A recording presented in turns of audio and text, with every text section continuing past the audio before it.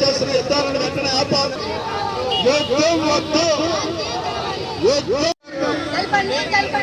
మోడీజీ గారు ఇరానికి మొత్తం తెలపండి. మోడీజీ ఇరానికి మొత్తం తెలపండి. అమెరికా యొక్క స్వలాభం కోసం చిన్న బడుగు బలహీన దేశాల మీద దాడులనేవి చేస్తూ ఉన్నారు. అమెరికా యుద్ధోన్మాద శక్తి అనేది రోజు రోజుకి పెరిగిపోతుంది.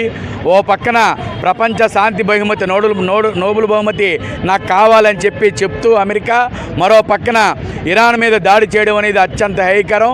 ఈ రోజున ప్రపంచ మీద ఆధిపత్యం సంపాదించాలని, గల్ఫ్ దేశాల మీద పూర్తిగా చమురు మీద నిక్షేపాల మీద తన ఆధిపత్యాన్ని సంపాదించాలని ఆ ఇజ్రాయెల్తో కలిపి ఈ రోజున ఇరాన్ మీద దాడి అనేది చేస్తూ ఉంది. మొన్ననే చూసాం, ప్రపంచంలో ఎక్కడ యుద్ధం జరిగినా దాని వెనకతల అమెరికా తాలూకా హస్తం ఉంటుంది, అమెరికా తాలూకా ప్రోద్బలం ఉంటుంది. అమెరికా ప్రోద్బలంతో ఈ రోజున ప్రపంచంలో ఏ మూల యుద్ధాలు జరుగుతున్నా ఉంటుంది. అటువంటి యుద్ధాలని ప్రోత్సహిస్తున్నటువంటి అమెరికాకి అనుబంధంగా మన భారతదేశ ప్రభుత్వం వ్యవహరించడం అనేది దుర్మార్గం.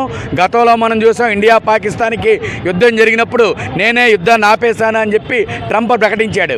ఈ రోజున మరి ఎందుకు ఆపట్లేదని అడుగుతున్నాం. స్కూల్స్ మీద, హాస్పిటల్స్ మీద ఇలా విపరీతమైన బాంబుల వర్షం కురిపిస్తున్నారు. ఈ రకంగా ప్రపంచంలో శాంతి అనేది లేకుండా అగ్నిగుండంలాగా ప్రపంచాన్ని తీర్చిదిద్దుతూ ఉన్నాడు. ఇది పచ్చి దుర్మార్గమైనటువంటిది. అమెరికా యుద్ధోన్మాదం నశించాలని, ప్రపంచంలో శాంతి నెలకొల్పాలని ప్రపంచంలో ఉన్న పౌరులందరూ కూడా పెద్ద ఎత్తున ఆందోళన చేస్తున్నారు. మొత్తం భారతదేశంలోతో పాటు ప్రపంచ ఆర్థిక వ్యవస్థ అంతా కూడా స్తంభించిపోద్ది, దోపిడీలు పెరుగుతాయి, యుద్ధాలు మూడో ప్రపంచ యుద్ధానికి కూడా తావు లేకుండా ఇది ముందుకు తీసుకెళ్లేటువంటి ప్రమాదం ఉంది. అమెరికా యొక్క యుద్ధోన్మాదాన్ని ఆపాలని ప్రపంచంలో ఉండే అన్ని దేశాలు కూడా అమెరికా మీద ఒత్తిడి తీసుకురావాలి. ఈ రోజున ఐక్యరాజ్య సమితి మాట లెక్క చేయటం లేదు, ప్రపంచంలో ఉండే న్యాయ వ్యవస్థల మాటనే అమెరికా లెక్క చేయటం లేదు. తన యొక్క స్వలాభం కోసం ప్రపంచ దేశాల మీద దాడులు చేయడం అనే దుర్మార్గం. ఈ దాడులు తక్షణమే ఆపాలి. అటువంటి దాడులు చేస్తున్న అమెరికాకి సహకారిగా ఇండియా భాగస్వామి కాకూడదు. మోడీ దాని నుంచి చేసుకున్న ఒప్పందాలు రద్దు చేసుకోవాలి. ప్రపంచంలో శాంతి నెలకొల్పే విధంగా భారతదేశం చర్యలు చేపట్టాలని మేము కోరుతూ ఉన్నాం. ప్రపంచం మీద పెత్తనం కోసం, వనరుల మీద దోపిడీ కోసం అగ్రరాజ్యమైన అమెరికా, ఇజ్రాయెల్ యొక్క సపోర్ట్తో ఇద్దరు కూడా కలిసి ఈరోజు ఏకపక్షంగా మూడో ప్రపంచ దేశాల మీద దాడి చేస్తుంది. ఆ సహజ వనరుల్ని, ఖనిజ సంపదని అప్పనంగా అప్పగించిన వాళ్ళతోనేమో ఒప్పందాలు, అలా కాకుండా మా దేశం మీద, వనరుల మీద మాదే హక్కు అని చెప్పేసి నిలబడిన వాళ్ళని ఆత్మగౌరవంతో, సార్వభౌమాధికారంతో నిలబడిన దేశాల మీద ఈరోజు గల్ఫ్ దేశాల మీద రకరకాల పేరుతో యుద్ధాన్ని ప్రకటిస్తుంది.